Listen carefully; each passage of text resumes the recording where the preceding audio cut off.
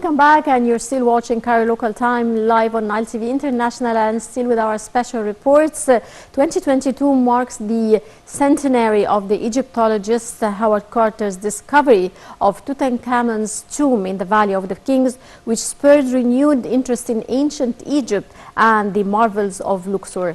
As part of the celebration of the anniversary of this monumental discovery, over 150 objects found in the pharaoh's tomb are on a world tour, starting with 6 months in London from November 2019 and finishing at their new home, the Grand Egyptian Museum. More details. The Tourism and Antiquities Ministry launched a campaign on social network websites under the title 100 Years of Tutankhamun Wonderful Antiquities to mark the 100th anniversary on the discovery of one of the most important and magnificent archaeological discoveries in the world. The campaign's aim is to highlight some of the unique archaeological artifacts excavated from the tomb of the Golden King and to raise awareness among people on the importance of such a great archaeological exploration occurred on November 4, 1922 by the British archaeologist Howard Carter. The campaign is planned to be concluded by a 3-day conference to be organized in Luxor by American Research Center in Egypt in cooperation with Tourism and Antiquities Ministry. The conference will be held from November 4th till November 6th in Luxor to celebrate the occasion. In this 3-day conference, the keynote speech will be delivered on the evening of November 4th by renowned Egyptologist and former Minister of Antiquities, Dr. Yahya. The first session will include presentations by Lord George Carnarvon and Lady Fiona, the descendants of Lord George Herbert, the 5th Earl of Carnarvon, who sponsored Howard Carter's excavation of the tomb of Tutankhamun. Also, an opera written by Dr. Yahya will premiere in front of Hatshepsut Temple on November 5th.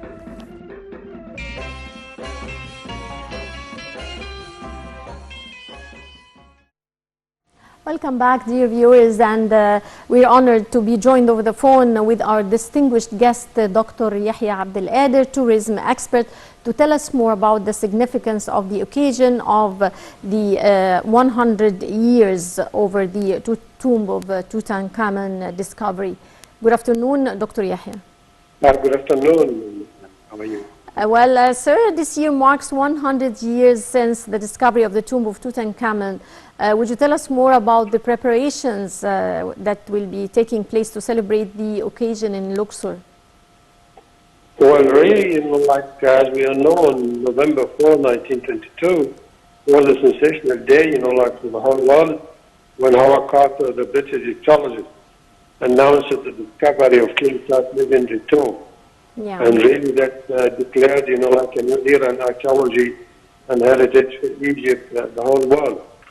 In Luxor, there are going to be celebrations at the sanctuary, of Karnak and the Luxor Temple, as well as at the Museum Temple located in Luxor. There are going to be a parade, nearly for a week, and special tours of King Tut's tomb at Valley of the King. Yes. So this is just like a segment of the celebration that we are going to witness soon, inshallah. Mm-hmm.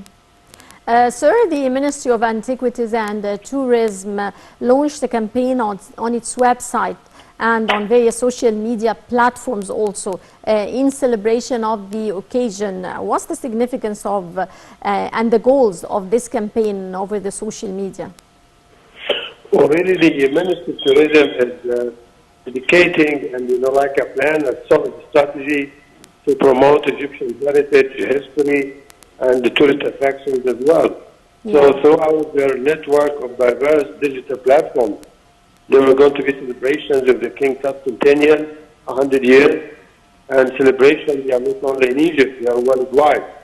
For example, 3 months ago, United Kingdom, England, they started the celebrations, in the museums and the university where Howard Carter held part of the collections, of the discovery. Mm-hmm. So celebrations will cover a whole year. And we have the celebrations held, for example, the last 2 days in Luxor with the Red Shoe Fashion Show, covering 3 nights, where we had influential guests that enjoyed the magic of Egyptian antiquities and heritage. Mm-hmm. Sir, how do you see the role of social media in promoting touristic sites in Egypt? Really, it is so significant because I was talking to one of my students and asking her if she's going to be watching TV. She told me, no, this is no time for TV now, it's social media. You know, that's like, this is the new wave and trend. That's why influencers and bloggers and YouTubers, they are leading, you know, like the media and the promotion and the competitions worldwide.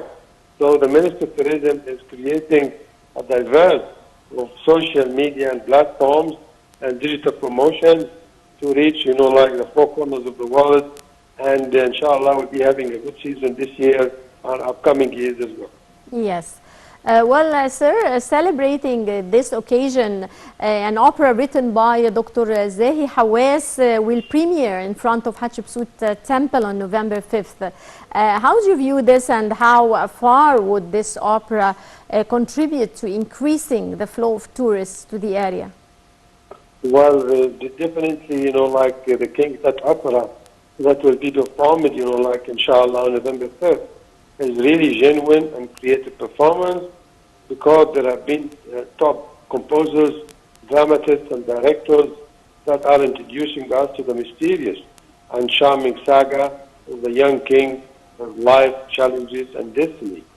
So this is going to be a great festival, and hopefully that annually will be conducting and launching this great work of art and drama, as well as this is going to be addition to the classical festivals, you know, like of Aida and the Magic Flute and other, you know, like opera shows and concerts that's associated with Egyptian civilization, culture, and heritage.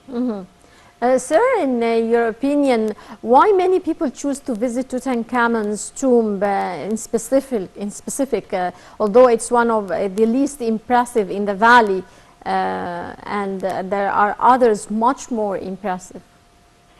Well, you know, like there was one main region that, you know, like was discovered, you know, like in the last century, 20th century, and as well as, you know, like the tomb for the first time was discovered intact. So, you know, like most pharaonic tombs, you know, like in other dynasties, they have been violated throughout times, you know, like Greek, Roman, whatever, you know, like that. This tomb, the whole collection of the king antiquities and household was under one roof, in one room. That's why the whole world was mesmerized, because of the magnitude and, you know, like the significance and the you know, like prestige, you know, like of the golden, you know, like artifact, and the whole collection of the pharaoh who was discovered, including his mummy and the sarcophagus as well. Yeah. Sir, what were the most important treasures that were found in Tutankhamun's tomb? Well, definitely, you know, like his golden mask and the sarcophagus of the king, and, you know, like the King Tut, they are the most remarkable, because the sarcophagus and the golden mask weighs, you know, like 110 kilograms of solid gold. So it was so, you know, opulent, and the whole world was mesmerized. Even Howard Carter and Lord Carnarvon and the whole world media and Egyptian exploration, Egyptologists and archaeologists by the time. Yes. And the King Tut tomb created, you know, like a trend in fashion, in movies, in literature, in design. And many tombs I have seen, like in Europe and worldwide, they've been styled in pharaonic style after, you know, like the King Tut tomb discovered. Yeah, sir. Well, Sharm el-Sheikh Museum includes some of King Tutankhamun's artifacts. How far would King Tutankhamun's treasures attract tourists seeking beaches? Well, nearly the whole collection of King Tut, you know, like has been kept by the Egyptian government, and there was like an arrangement, you know, like with Howard Carter and his sponsor Lord Carnarvon, that, you know, like he's going to take like very limited, you know, like samples, you know, like of the tomb, but the whole collection nearly is being kept in Egyptian museums and shrines, and inshallah the whole collection will be displayed at the Grand Egyptian Museum that will be opening soon for the whole world. The whole collection will be under one roof in one chamber. Yes, Dr. Yahya, Egypt also is celebrating a very important event this year, which is 200th anniversary of the Rosetta Stone's discovery in September 27. How do you see the significance of this discovery? Really, like the great work of, like the Egyptologist, like Francois Champollion, when he spent like about 10 to 15 years to decipher, like the hieroglyphics, and he succeeded because there was one common cartouche of the Ptolemy king, like that was listed in the Demotic hieroglyphic, and Greek, like text at the Rosetta Stone that was discovered in Rashid 200 years ago. And that's why, like we've been able to decipher the alphabet, and since that time we've been capable of deciphering the papyrus, the, like scrolls of the dead, like Book of the Dead, and everything that has been on the walls of the temples and the shrines, and the collection of the pharaohs and the cartouche and the dynasties. So that's a great discovery that really moved and inspired the whole world. Yes, well, how do you view the efforts exerted by the Ministries of Tourism and Antiquities to boost this industry? Well, definitely the ministry, has been successfully within the last, like 3 months. I mean, look, like at Luxor, we had this great fashion show. It's, like celebrating the Silver Jubilee of this famous house of fashion. And as well, Christian Dior next December, they're going to have the fashion shows near the Pyramid Plateau of Giza.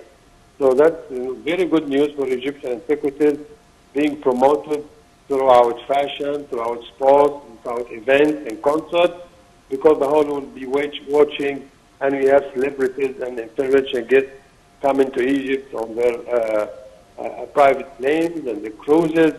So inshallah, we'll be having a good season in 23 and 24 in the upcoming year. Yeah. Well, boosting tourism, sir, has turned out to be one of the essential goals of the government. Would you please highlight to us the latest cooperation between ministries to achieve this target? Well, for example, like next month, like in November, we'll be holding the UN Climate Change Conference. Yes. And this is one of the top conferences worldwide. We'll be hosting over 40,000 participants, like from presidents, environmentalists, politicians, foreign delegates, world media. So the whole world is going to be like in Sharm el-Sheikh nearly for a month. So this is a great event for promoting Egyptian and boosting tourism in our hub resort Sharm el-Sheikh and in Cairo, Alexandria, all over Egypt as well. So the government is having a solid, like strategy to promote, and all ministers are cooperating to make it a successful and a first-class event, inshallah. How, from your perspective, sir, can we attract new markets and open new gates for the markets we're already dealing with? Nearly, like Egypt is very well recognized and recommended worldwide, but really we need to increase our services and update, like go with, like see our competition, like in the region, Tunisia, Turkey, Cyprus, Greece, and the Emirates, so, and even Saudi Arabia. All these regions now are opening to compete for the tourism industry in the region, in the Middle East and North Africa. So we need to upgrade the quality of Egyptian services and create new, like options and ventures as well. So, for example, in the Sharjah Emirates, like they opened the safari tours, like for the guests. We don't have something like this in Egypt. So the ministry, they need to have an agenda to create events and projects on annual basis. Right. Well, Dr. Yahya Abdel, our tourism expert, many thanks for your insight. Always a pleasure having you, sir. Dear viewers, now we thank you. Now we go to a short break, and we'll be right back.